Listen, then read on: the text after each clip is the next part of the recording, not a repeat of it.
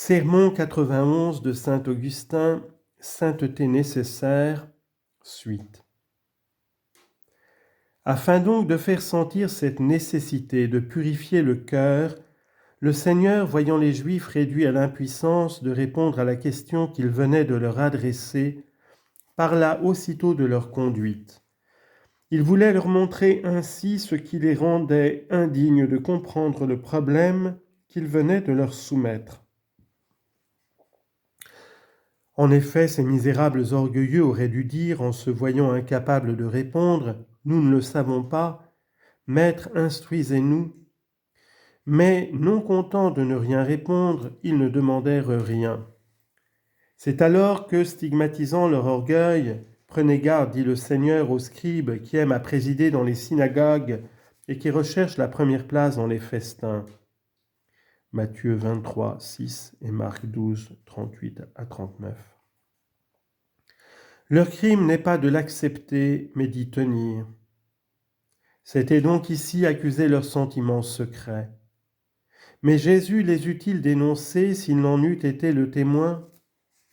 La première place est due dans l'Église au serviteur de Dieu qui est revêtu d'une dignité. Mais ce n'est pas dans son intérêt. Il est donc nécessaire que dans l'assemblée des fidèles, les chefs du peuple occupent des sièges plus élevés. Il est nécessaire que le siège même soit une distinction pour eux et mette suffisamment en relief leurs fonctions. Mais ce n'est pas pour leur inspirer de l'orgueil, c'est pour les faire songer à la charge dont ils doivent rendre compte. Or, qui sait s'ils aiment ou n'aiment pas ces distinctions ? C'est une affaire qui se passe dans le fond du cœur. Elle ne saurait avoir que Dieu pour juge. Le Seigneur donc avertissait ses disciples de s'éloigner de ce mauvais levain. Gardez-vous, dit-il encore ailleurs, du levain des pharisiens et des sadducéens. Et comme il s'imaginait qu'il faisait allusion à ce qu'il n'avait pas apporté de pain, avez-vous oublié, reprit-il, combien de milliers d'hommes ont été rassasiés avec 5 pains ? Ils comprirent alors que, par levain, il entendait la doctrine de ces pharisiens et de ces sadducéens. Ceux-ci, en effet, aimaient ces sortes de biens temporels, et ils n'aimaient ni ne craignaient soit les biens, soit les maux éternels. Leur cœur était fermé de ce côté, et ils ne pouvaient comprendre ce que leur demandait le Seigneur. Que doit donc faire l'Église de Dieu pour comprendre ce que la première elle a mérité de croire ?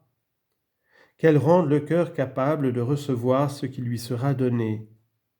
Or, c'est pour le rendre tel que, sans anéantir ses promesses, le Seigneur notre Dieu en a suspendu l'exécution. Et s'il l'a suspendu, c'est pour que nous nous haussions, et qu'en nous haussant, nous grandissions, et qu'en grandissant, nous y atteignions. Vois comme s'étend pour y atteindre l'apôtre saint Paul. Ce n'est pas, dit-il, que j'ai atteint jusque-là ou que je sois parfait. Non, mes frères, je ne pense pas y avoir atteint, mais seulement, oubliant ce qui est en arrière et m'étendant vers ce qui est en avant, je poursuis mon dessein, je cours à la palme de la céleste vocation de Dieu dans le Christ Jésus. Philippiens 3, 12 à 14. Il courait donc sur la terre, et la palme était suspendue au ciel. Il courait sur la terre, mais il montait en esprit. Vois comme il s'élève, vois comme il s'élance vers le prix suspendu sous ses yeux. Je cours, dit-il, vers la palme de la vocation que Dieu me donne au ciel, dans le Christ Jésus. Il faut donc marcher, mais sans se chausser les pieds, sans chercher de monture, sans s'équiper de vaisseau.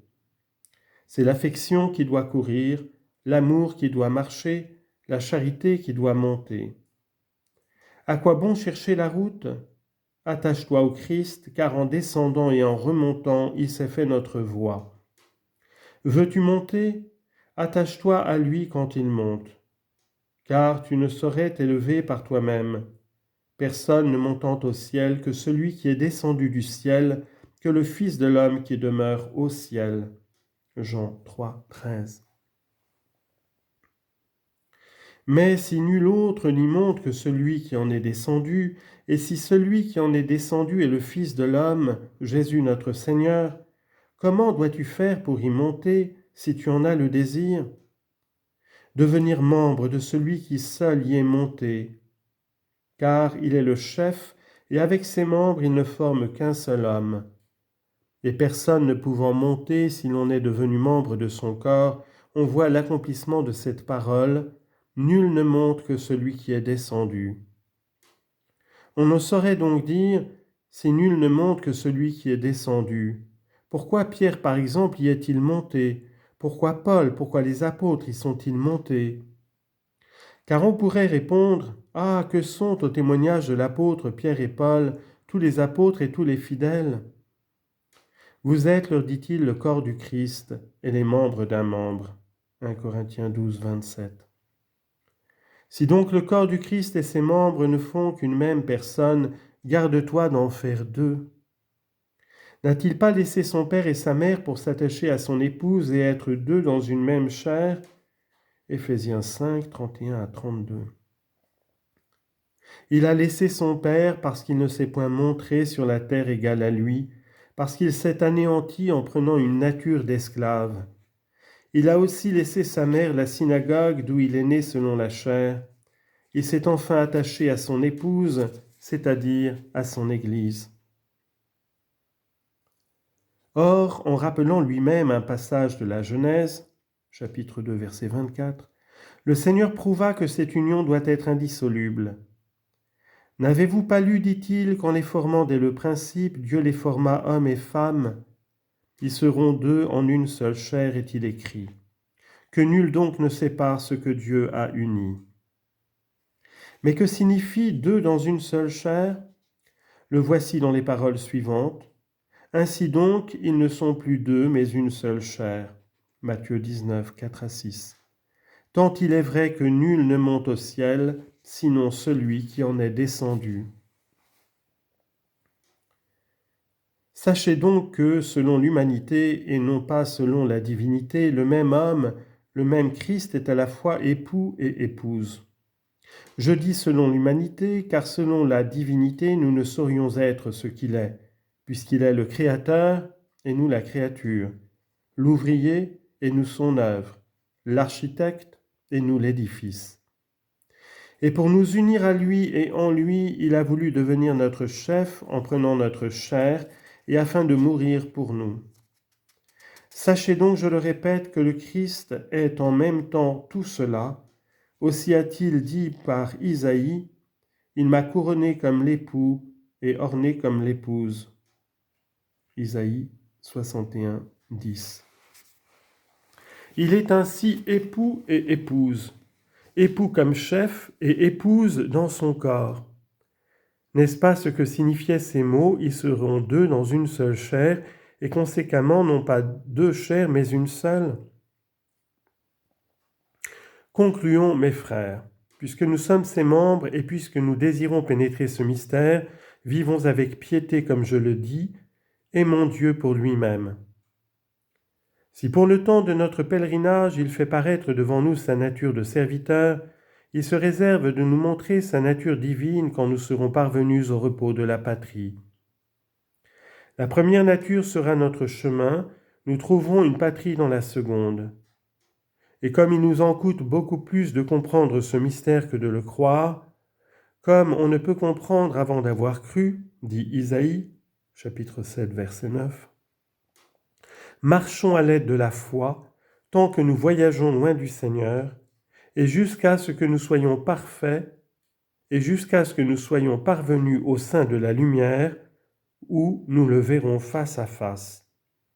2 Corinthiens 5, 6 à 7 et 1 Corinthiens 13, 12. Or, en marchant par la foi, faisons le bien, et pour faire le bien, ayons envers Dieu une affection gratuite, et envers le prochain une affection bienfaisante. Nous n'avons rien à donner à Dieu, mais nous pouvons donner au prochain, et nous mériterons en lui donnant de posséder celui qui est l'abondance même. Que chacun donc donne de ce qu'il a, que chacun verse dans le sein de l'indigent ce qu'il a de superflu. L'un a de l'argent, qu'il nourrisse le pauvre, donne des vêtements à qui n'en a pas, bâtisse une église, fasse enfin avec son argent tout le bien qu'il peut faire. Un autre a de la prudence, qu'il dirige son prochain et dissipe à la lumière de la piété les ombres du doute. Un autre encore est instruit, qu'il puise dans les trésors du Seigneur, qu'il distribue de quoi vivre à ses collègues dans le service de Dieu, qu'il affermisse les fidèles, ramène les égarés, cherche ceux qui sont perdus, et fasse enfin tout ce qu'il peut. Les pauvres même peuvent se donner l'un à l'autre. Que celui-ci prête ses pieds au boiteux, que celui-là serve de guide à l'aveugle, que l'un visite les malades et que l'autre ensevelisse les morts. Ces services sont à la portée de tous, et il serait fort difficile de rencontrer quelqu'un qui n'eût rien à donner. Chacun peut accomplir enfin ce grand devoir, rappelé par l'apôtre, portez les fardeaux les uns des autres, et vous exécuterez ainsi la loi du Christ. Galates 6, 2.